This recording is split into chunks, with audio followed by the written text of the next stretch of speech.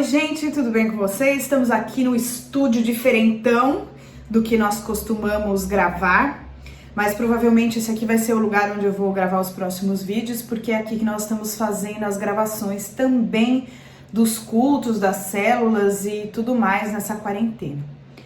Eu quero trazer para vocês a continuação dos vídeos do estudo bíblico. Nós, por causa da quarentena, paramos as aulas presenciais, mas vamos continuar aqui os resumos do estudo bíblico para que todo mundo da internet possa compartilhar desse estudo bíblico, principalmente agora nesse momento que nós estamos passando de quarentena, de resguardo, né? E eu queria dizer para vocês, alunos que fazem parte aí do curso de estudo bíblico presencial, que essas aulas aqui do meu canal não substituem as aulas que nós tivemos que parar por conta da quarentena. Isso tudo vai ser resolvido de uma maneira coerente para vocês, tá bom? Mas aqui no canal nós vamos continuar, mesmo porque esse canal não pode parar, ainda mais agora que tem muito mais gente com muito mais oportunidade de assistir aos vídeos desse canal. Quero avisar também que vamos ter mais vídeos nesse canal, além, né, do estudo bíblico, outros vídeos relacionados a outras coisas, atualidades, coisas que nós estamos vivendo e assuntos pertinentes à vida que levamos aqui, o lifestyle de uma pessoa que tem a Bíblia como regra de fé e faz tantas outras coisas, como eu já mencionei aqui em diversos vídeos. Eu quero dizer para vocês que nós temos um módulo nesse curso, nesse estudo bíblico, que se trata de o combustível do cristão. Então, o que quer dizer isso? É a palavra de Deus, a oração, o jejum e o ide e fazer discípulos, assim como Jesus nos determinou na palavra dele. Então, hoje, provavelmente, nós vamos ver algo sobre as escrituras, a palavra de Deus e a oração. E no próximo vídeo nós veremos algo sobre jejum e o id, tá bom? Então eu espero que vocês gostem, que vocês fiquem aqui comigo. Vamos começar o nosso estudo bíblico da semana. Então nós vamos falar sobre o poder das escrituras e eu quero falar algo para vocês que, assim, são dados, tá bom? É parte mais técnica da Bíblia. Nós vamos falar por quantos livros são formados a Bíblia e tal, curiosidades sobre a Bíblia. Então, por enquanto é bem teórico aqui. Então, o que acontece? A Bíblia não é um livro comum como os outros, né? A Bíblia é um registro da vontade de Deus para as nossas vidas. E a Bíblia, ela foi escrita ao longo de pelo menos 1.600 anos. E ela é formada por 40 autores diferentes, e o mais interessante da Bíblia é que a Bíblia não se contradiz em parte alguma. E para vocês terem uma ideia, né, os primeiros livros foram escritos por Moisés 1500 anos antes de Cristo. E o último livro, que é o Apocalipse, ele foi escrito por João 96 anos depois de Cristo. Então tem essas curiosidades aí sobre a Bíblia. A Bíblia tem basicamente 3 línguas de tradução, né? O Antigo Testamento foi escrito em hebraico, o Novo Testamento foi escrito em grego e algumas partes do Velho Testamento foram escritas em aramaico, alguns livros de Esdras, outros livros de Daniel.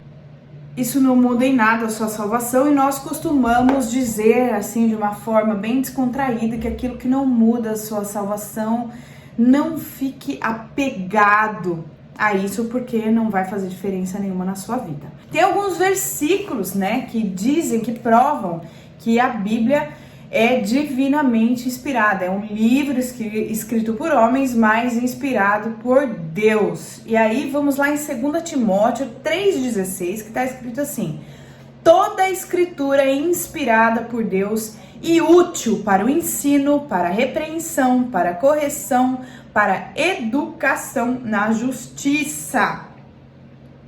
E lá em Isaías também está escrito assim, Isaías 38, vai, pois, escreve isso numa tábua perante eles, escreve-o num livro que fique registrado para os dias vindouros, para sempre, perpetuamente. E lá em Jeremias também, Jeremias 30, 1 ao 2, está escrito assim: palavra que o Senhor veio a Jeremias dizendo: assim fala o Senhor Deus de Israel, escreve num livro todas as palavras que eu disse. Então, Deus falava muito com os profetas: escreve aí o que eu vou falar para você, né? E mais para frente vamos ter as cartas, mais no Novo Testamento, que eram as cartas que os apóstolos escreviam uns para os outros e para as igrejas também. Isso tudo foi compilado em 66 livros e hoje se forma a Bíblia. O significado da palavra Bíblia vem de biblos, que significa livros. A Bíblia é o livro ainda hoje mais traduzido e mais lido no mundo. Isso são dados, né? Importantes ou não, mas a gente acha importante vocês saberem. 2 Pedro 1,21 diz assim: porque nunca qualquer profecia foi dada por vontade humana, entretanto, homens santos falaram da parte de Deus, movidos pelo Espírito Santo. Que são esses homens santos? São homens santificados, separados por Deus, tá? Agora nós vamos falar do poder da palavra, o poder que a palavra exerce, né? Nós temos a prova da autenticidade da Bíblia porque ela continua fazendo efeito nas nossas vidas. Lá em Romanos 1,16 está escrito assim: pois não me envergonho do Evangelho, porque é o poder de Deus para a salvação e todo aquele que crê, primeiro do judeu e também do grego. Então, mesmo depois de mais de 2000 anos, ela continua ainda sendo o livro que é o manual da nossa vida. Nós, quando lemos a Bíblia, nós percebemos que, apesar de ser um livro que aparentemente tão antigo, é muito atual. É por isso que a gente chama de manual da vida. Lá em Hebreus 4,12 está escrito assim: pois a palavra de Deus é viva e poderosa e corta mais do que qualquer espada afiada dos dois lados. Ela vai até o lugar mais fundo da alma e do espírito, vai até o íntimo das pessoas e julga os desejos e pensamentos do coração delas. Então, a palavra é a própria vida de Deus. E quando nós lemos a palavra, nós comemos de Deus, né? Nós comemos de Jesus nas nossas vidas. Agora nós vamos falar um pouquinho sobre o Antigo Testamento. O Antigo Testamento é formado por 39 livros e o Novo Testamento por 27 livros. Quando a gente pega o índice de uma Bíblia, vou pegar uma Bíblia aqui na minha mão e vou abrir no índice. Olha aqui, esse aqui é o exemplo de uma Bíblia que tem um índice bem fácil de entendermos o que é o Novo e o que é o Velho Testamento. Olha aqui, Antigo Testamento e Novo Testamento. Então, os livros que estão no Antigo Testamento e os livros que estão no Novo Testamento. Agora nós vamos ver que a palavra de Deus tem poder para nos santificar. Em João 17,17 está escrito assim: ela é a verdade de Deus para a nossa vida. Santifica-os na verdade, a tua palavra é a verdade. É o próprio Jesus falando com Deus. A palavra de Deus tem poder para nos libertar. Lá em João 8,32 está escrito assim: ela tem poder contra todo mal, e conhecereis a verdade, e a verdade vos libertará. Aliás, se você for perceber, toda a verdade que você conhece liberta. Toda vez que você conhece sobre algo novo, aquilo te liberta das dúvidas, te liberta da cadeia que você vivia muitas vezes. Quando você conhece o problema de uma pessoa e você se compadece dessa pessoa, aquilo liberta você de ter muitas vezes algo contra aquela pessoa. Pode reparar. Olha eu já falando de cura da alma aqui no estudo bíblico. Vamos lá. A palavra de Deus tem poder para gerar fé. Romanos 10,17 diz assim: ela libera o poder sobrenatural em nossas vidas, de sorte que a fé vem pelo ouvir e o ouvir pela palavra de Deus. A palavra de Deus tem o poder para nos ensinar, ela é o nosso manual de vida. Lá em 1 Timóteo 4, 15 e 16, está escrito assim: medita estas coisas, ocupa-te nelas, para que o teu aproveitamento seja manifesto a todos. Tem cuidado de ti mesmo e da doutrina. Persevera nessas coisas, porque fazendo isso te salvarás, tanto a ti mesmo como aos que ouvem. Olha que interessante. Então você não só ler a palavra, mas falar para os outros. Nós já vamos falar um pouquinho mais sobre isso mais à frente. A palavra de Deus tem poder para renovar o nosso entendimento. Eis o versículo, meu versículo preferido, Romanos 12:2. E não vos conformeis com este século, mas transformai-vos pela renovação da vossa mente, para que experimente qual seja a boa, agradável e perfeita vontade de Deus. Quando você renova a sua mente a respeito de algo, você experimenta algo novo na sua vida. Se você continuar tendo os mesmos pensamentos e o mesmo padrão de comportamento, as coisas vão continuar do mesmo jeito na sua vida, nada vai mudar. A palavra de Deus tem poder para destruir o mal. Efésios 6:11 diz assim: vistam-se com toda a armadura que Deus dá a vocês, para ficarem firmes contra as armadilhas do diabo. A palavra de Deus tem poder para nos sarar, ela libera a cura sobre as nossas vidas. Salmo 107:20, enviou sua palavra e os sarou e os livrou da destruição. Quando você lê uma palavra, quando você lê um versículo, quando você lê a palavra de Deus e você sente Deus falando com você, sente Deus dando a solução para os seus problemas, ela te livra da destruição. A palavra de Deus tem poder para nos consolar. Ela nos fortalece quando estamos abatidos. Lá em Salmo 119:28, está escrito assim: a minha alma de tristeza verte lágrimas, fortalece-me segundo a tua palavra. A palavra de Deus tem o poder para nos dar sabedoria.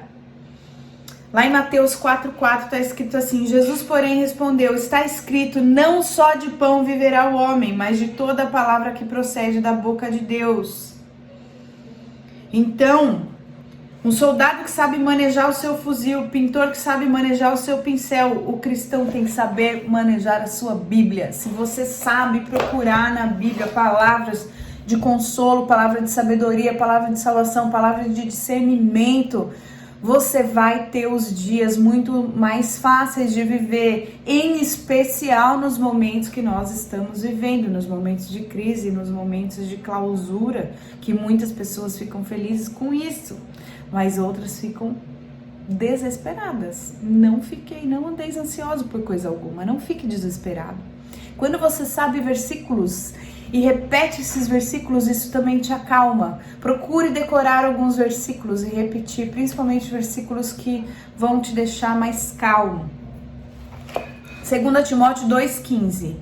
Procure apresentar-te a Deus aprovado, como obreiro que não tem do que se envergonhar, que maneja bem a palavra da verdade.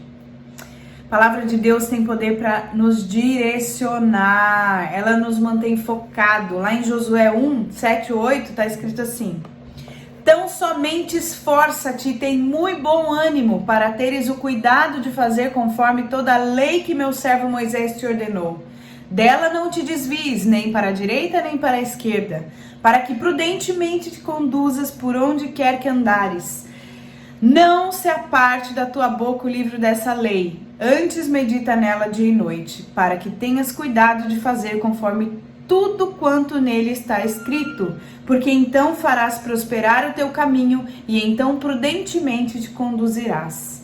Olha só, esse meditar na palavra de noite não é ficar, não é isso, é você lembrar, assim como eu falei antes, quando você tem versículos decorados na sua mente, você vai lembrar sempre desses versículos, principalmente em momentos de aflição, porque o teu espírito vai te lembrar disso.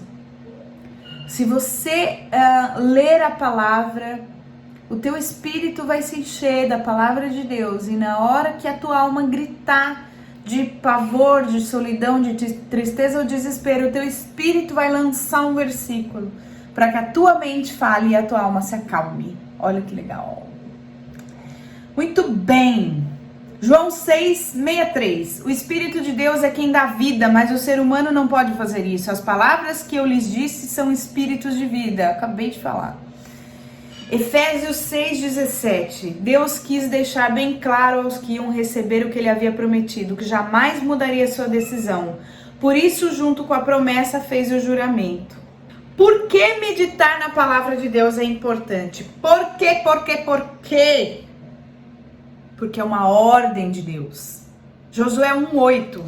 Fale sempre do que está escrito no livro da lei. Estude esse livro de dia e de noite. E se esforce para viver de acordo com tudo que está escrito nele. É exatamente isso. Nos esforçar para viver de acordo com o que está escrito na palavra de Deus, né? Lá em Salmo 119, do 97 ao 100, aliás, Salmo 119 é o salmo mais comprido de todos. É muito interessante, leia o Salmo 119, tem muito aprendizado lá.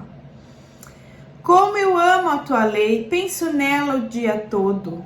O teu mandamento está sempre comigo e faz com que eu seja mais sábio do que os meus inimigos.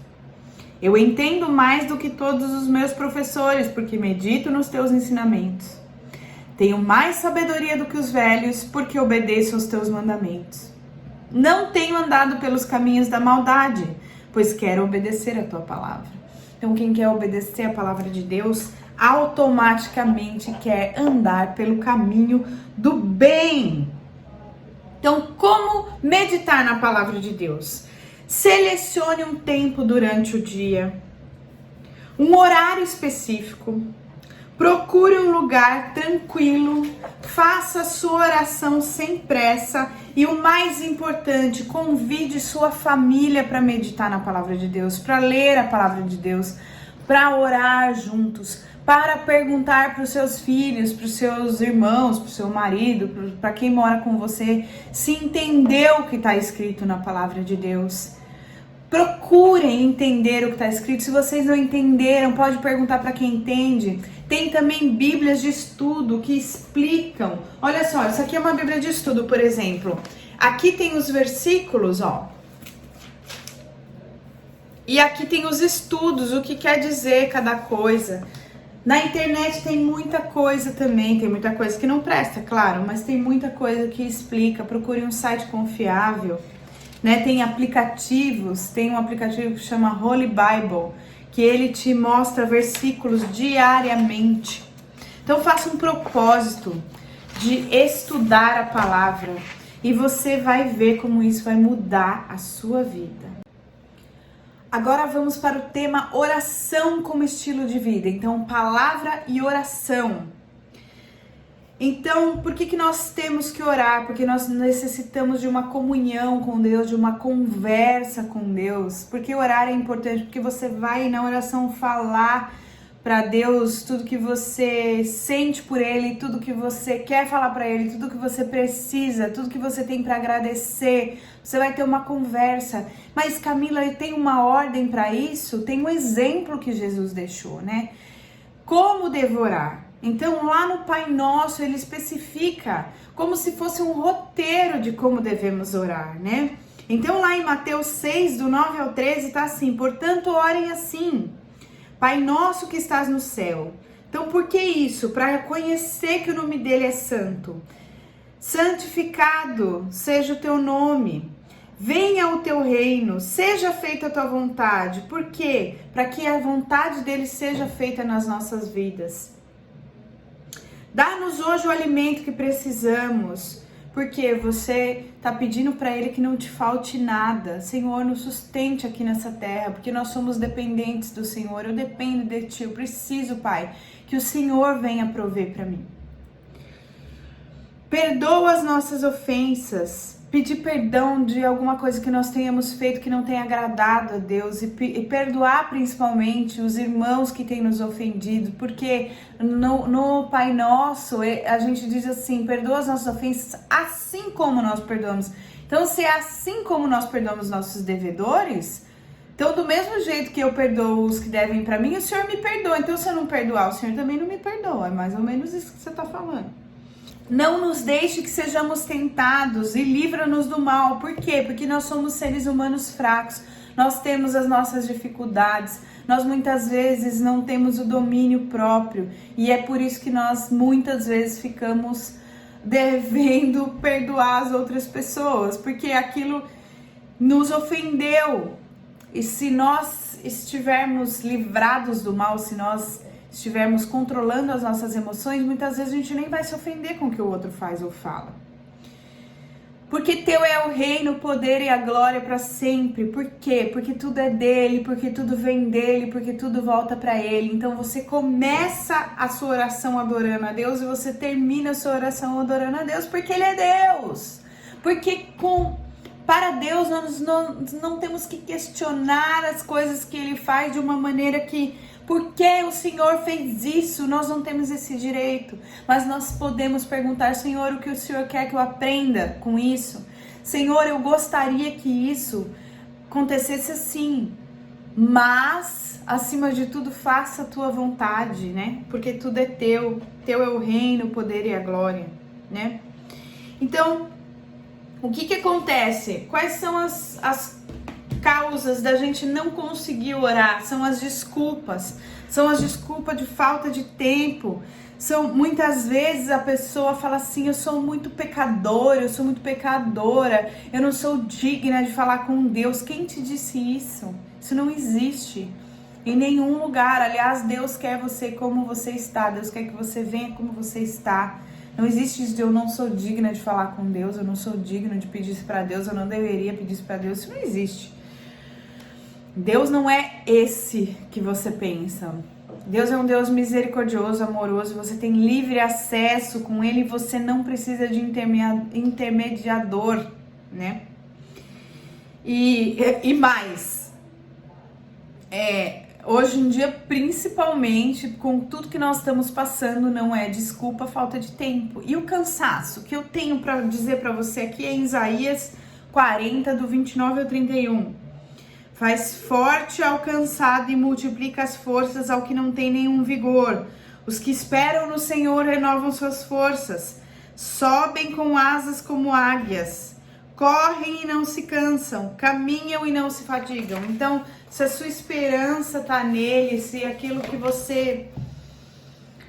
Se a sua força está depositada nele, né? Você não vai se sentir cansado ou cansada. Desculpa eu ficar arrumando meu cabelo toda hora aqui, que no vídeo parece estar tão bagunçado, pelo amor de Deus. Distração, né? Eu tenho aqui um versículo para você. Salmo 55, do 16 ao 17. Eu, porém, invocarei a Deus, o Senhor me salvará. À tarde, pela manhã e ao meio-dia, farei as minhas queixas e lamentarei, e ele ouvirá a minha voz. Então, ore com voz audível, forte, fala: Senhor, me ouve, Senhor, eu preciso que o Senhor me ouça, eu preciso falar com o Senhor. Salmo 55, 22 fala assim: confia os teus cuidados ao Senhor e ele te susterá, jamais permitirá que o justo seja abalado. Então, o que é o justo? É o justificado por Deus. Se você é uma pessoa que entregou sua vida para Deus, que está tentando andar nos caminhos dele, que medita na palavra dele, tenta fazer a vontade dele, por mais que você erre, você é o justo, que é o justificado, né, pela palavra de Deus e pelo sacrifício de Jesus. Salmo 127, 2, tá escrito assim, é muito interessante. Não adianta trabalhar demais para ganhar o pão, levantando cedo e deitando tarde, pois é Deus quem dá o sustento aos que ele ama, mesmo quando estão dormindo. Isso não é desculpa para você ficar dormindo, porém, também é um versículo que te mostra que você não tem que colocar todas as suas forças no teu trabalho e achar que tudo vem do teu trabalho, porque tudo é dele, tudo vem dele, tudo volta para ele. E no final das contas é ele que te sustenta e é ele que te dá saúde, porque num sopro ele pode tirar tudo. E olha, eu me arrisco a dizer glória a Deus por tudo que nós estamos vivendo, porque muita gente vai acordar com tudo isso que nós estamos vivendo. Muita gente vai perceber que não tem controle de nada, que não é dono de nada e que não pode nada, se não for ele, se não for por ele. Então ore, não canse de orar, não deixe o desânimo te abater. Lá em Isaías 35, do 3 ao 4, está escrito assim: Fortalecei as mãos frouxas e firmai os joelhos vacilantes. Dizei aos desalentados de coração, sedes fortes e não temais. Eis o vosso Deus, a vingança vem, a retribuição de Deus, ele vem e os salvará. E Mateus 7,7 diz assim: pedi e dar-se-vos-á, buscai e acharei, batei e abrir-se-vos-á. Então, não se canse de pedir, não se canse de orar, não canse de apresentar a Deus orações de agradecimento, de louvor, de adoração, ou declarando a palavra. Deus se alegra quando nós declaramos a palavra, quando nós falamos para Ele: Senhor, na Tua palavra, o Senhor diz isso, isso e isso, cumpre isso em minha vida, Senhor. Ele se alegra disso. Oração de profecia, oração declarando: eu declaro que ninguém nessa casa vai ser desanimado, tudo isso vai passar e nós vamos passar tudo isso com fé, com esperança, com alegria. Oração de intercessão: Senhor, eu oro por tal pessoa e tal pessoa, levanta aquela pessoa, tira todo o desânimo, levanta aquela pessoa daquele leito. Nós oramos e intercedemos pelos doentes, pelos profissionais da saúde. Eu tô dando exemplos atuais, tá? Mas esse vídeo vai durar anos e pode ser usado para tantas outras coisas. Oração de guerra é uma oração que você pede cobertura espiritual para sua vida, para sua família, para que nenhum mal se achegue, para que nenhum invejoso fique perto de você, para que nenhuma seta do inimigo se achegue até você e até a sua casa, para que Deus acampe os anjos ao seu redor, para que esses anjos lutem ao seu favor e a favor da sua família. E também uma oração para escutar, quando você fica em silêncio para ouvir a Deus, porque, né, não é só falar. Você pode também ficar parado um tempo para escutar o que Deus tem para falar para você. Então, gente, lembrem-se sempre desse versículo: peçam e vocês receberão, procurem e vocês acharão, batam e a porta será aberta para vocês. Porque todos aqueles que pedem recebem, aqueles que procuram acham e a porta estará aberta para quem bate. Isso é Mateus 7,7. E eu declaro que você não vai mais ter preguiça e nem falta de coragem a partir desse momento, e você vai conseguir orar com a sua família, você vai conseguir ler a palavra e viver as promessas de Deus escritas nesse livro maravilhoso, sagrado e perfeito que é a Bíblia, o Manual da Vida. Amém? Espero que vocês tenham gostado desse vídeo, que vocês aproveitem esse vídeo. Nem de longe é a mesma coisa que uma aula de 2 horas, mas é um panorama do estudo bíblico que nós estamos fazendo. Curte esse vídeo, comenta, compartilhe. Vamos chegar aos 1000 inscritos, porque eu vou fazer uma entrevista aqui com o meu marido no canal. Pode ser até que eu faça uma live, né? Se a gente chegar em 1000 inscritos ainda na quarentena, eu vou fazer uma live com ele. Vai ser muito divertido. Vou anunciar e vou convidar todos vocês para participarem. Um grande beijo, fiquem com Deus e até o próximo vídeo.